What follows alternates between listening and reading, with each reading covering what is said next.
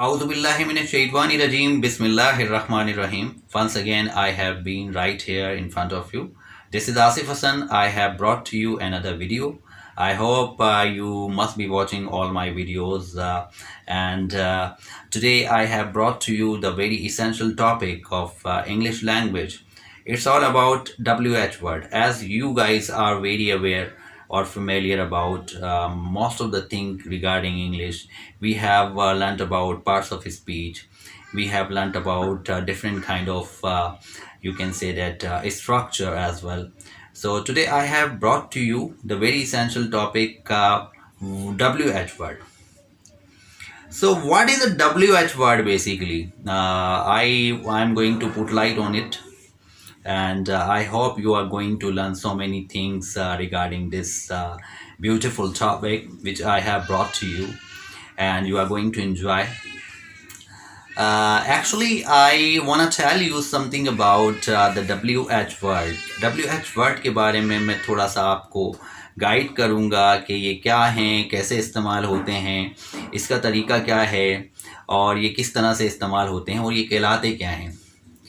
WH word consists on WH family. WH family means WH word. It contains on WH word. Just like what. I have given you, one of the example. What. What. Just like what. What matlab kya. Another example I would like to give right here. एक और example मैं आपको देना चाहूँगा, जैसे where. Where, it's all about that somebody is telling you about the destination, कि आप कहाँ जा रहे हो. Where. WHERE. Where. WHAT what. दोनों में WH वर्ड आ रहे हैं. तो वो वर्ड जिसमें किसी भी लफ्ज़ में W और H आ रहा हो उसको हम कहते हैं WH फैमिली वर्ड. इनका इस्तेमाल बहुत ज़्यादा हमारी इंग्लिश में होता है और हम इसको यूज़ भी करते हैं. और वेरी इंटरेस्टिंग जो है वो ये टॉपिक है आज का.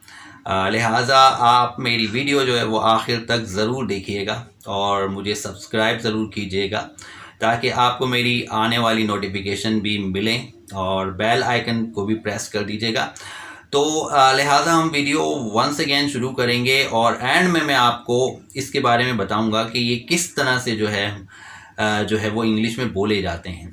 जैसे अगर सेंटेंस में बनाना हो कैसे बनेंगे और किस तरह से इनको यूज़ करेंगे. जैसे व्हाट हो गया, जैसे वेयर हो गया, जैसे वाई हो गया, जैसे हुम हो गया, जैसे जो है वो इसी तरह हाउ लॉन्ग हो गया, हाउ फार हो गया. ये सब WH वर्ड कहलाते हैं. इसी तरह व्हाट एल्स हो गया, तो ये सब WH वर्ड में आते हैं. क्या है व्हेन हो गया. अब ये सब WH वर्ड में आ रहे हैं. हाउ का मतलब भी WH वर्ड आ गया, कैसे. ठीक है ना. विद हुम, किसके साथ. विद हुम का मतलब है किसके साथ. ये भी WH वर्ड में आता है. तो इसका इस्तेमाल कैसे होगा. अगर मैं ये बोलूं डू यू प्ले क्रिकेट, क्या तुम क्रिकेट खेलते हो.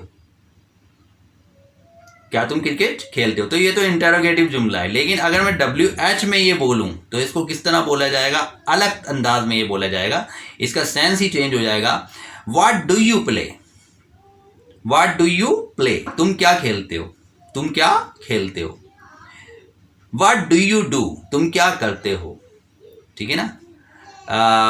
Do you do work, do you work, ये अलग चीज़ है, क्या तुम काम करते हो. डू यू डू थिंग्स, क्या तुम चीज़ें करते हो.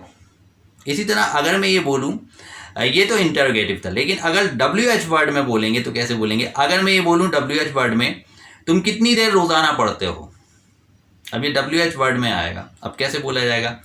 हाउ लॉन्ग, हाउ लॉन्ग का मतलब है WH word. How long do you study, तुम कितनी देर रोज़ाना पढ़ते हो.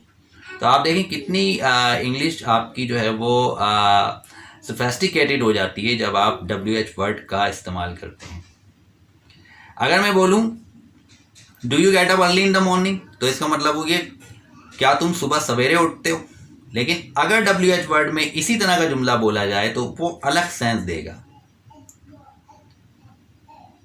ठीक है ना। Do you get up early in the morning, क्या तुम सुबह सवेरे उठते हो, ये तो सवालिया जुमला हो गया।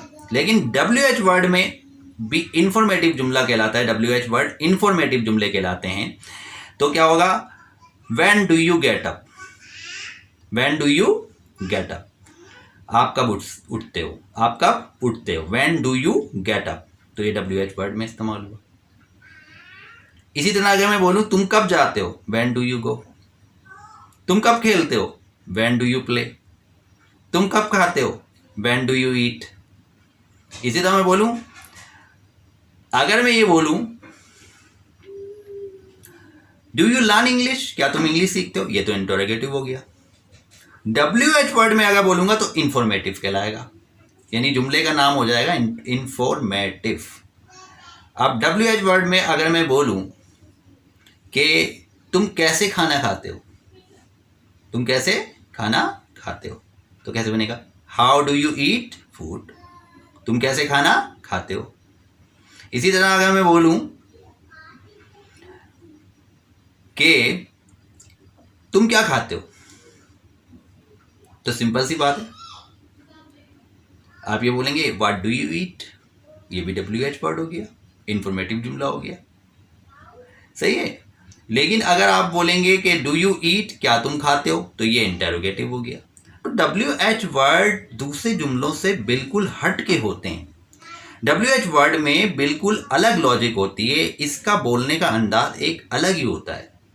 आप कभी भी दो चीज़ों का एक साथ कंपैरिजन नहीं कर सकते। Means to be, I means to be, कि WH वर्ड को आप इंटेरोगेटिव से कभी कंपेयर नहीं कर सकते। WH वर्ड इंफॉर्मेटिव जुमले कहलाते हैं, जबकि इंटेरोगेटिव ही कहलाते हैं। तो मैंने आज आपको डिस्टिंक्शन, यानी basically I have told you about the difference between the WH word and interrogative sentences. Exactly I have differentiated, मैंने आपको ये बता दिया कि दोनों में फर्क है। क्या वो काम करती है, डज शी वर्क,